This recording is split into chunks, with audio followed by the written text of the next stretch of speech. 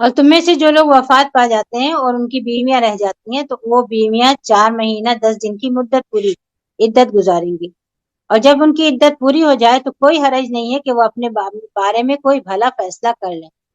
اللہ تعالیٰ تمہارے ہر کام سے اچھی طرح باخبر۔ یہ بھلا فیصلہ کیا چیز ہے؟ دوسرا نکاح۔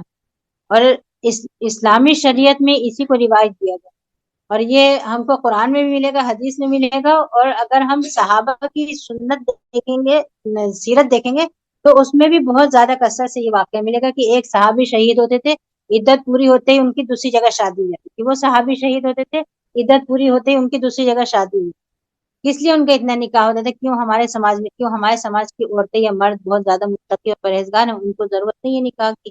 وہ لوگ ایسے تھے کہ ان کو نکاح کی ضرورت تھی، ایسا کچھ نہیں۔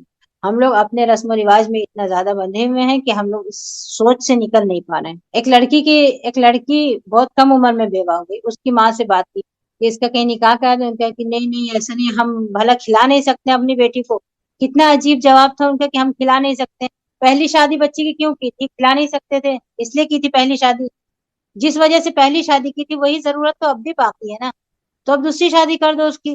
نہیں وہ بچی ہمارے پر بھاری نہیں ہے۔ بھائی کہہ رہے ہیں کہ نہیں ہماری بہن ہمارے پر بھاری نہیں ہے۔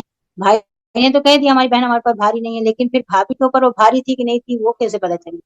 بھائی کے اوپر تو بھاری نہیں تھی، تب رہنا تو اس کو گھر میں تھا نا۔ تو یہ ان سب آزمائشوں میں ڈالنے کے بجائے شریعت کے مطابق یہ کوشش کرنا چاہیے کہ آدمی کہیں نہ کہیں ان کا اچھا انتظام کرا دے، جو ان کی آگے کی زندگی اچھی گزر جائے۔ جب کوئی بیوہ عورت اگر اس کی عدت پوری ہو گئی ہے اور اس کے بعد وہ پہنتی اوڑھتی ہے تو سماج اس کو کیوں برا کہتا ہے؟ اس کو بھی برا کہتے ہیں کہ ارے اس نے چوڑی پہن لی کیسے، ارے وہ کان میں پہنے بھی، ارے وہ اتنا پہنتی ہے، جبکہ یہ بھی غلط نہیں ہے۔ صرف عدت کے وقت اس کو نہیں پہننا ہے، عدت گزر جاتی ہے تو اس کے اوپر کوئی ملامت نہیں ہے۔ ہم صحابیات کے واقعات پڑھتے ہیں تو اس میں آتا ہے کہ وہ عدت پوری ہونے کے بعد پھر باقاعدہ پہن اوڑھ لیتی تھی کہ ان کے رشتے آئیں، اور وہ اپنا رشتہ بھیج بھی دیتی تھی کہ ہم فلاں جگہ رشتہ لے جاؤ میرا کہ میں وہاں نکاح کر لوں۔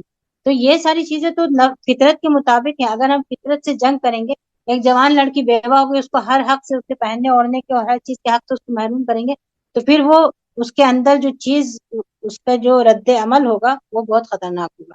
تو اس لیے ان چیزوں سے بچنا چاہیے، اور کبھی بھی کسی کو اس کے لیے ملامت نہیں کرنا چاہیے کہ وہ بیوہ ہے تو کیوں پہنے بھی اور کیوں اوڑھے بھی۔ اس کا حق ہے، فطری حق ہے، شریعت سے حق ہے۔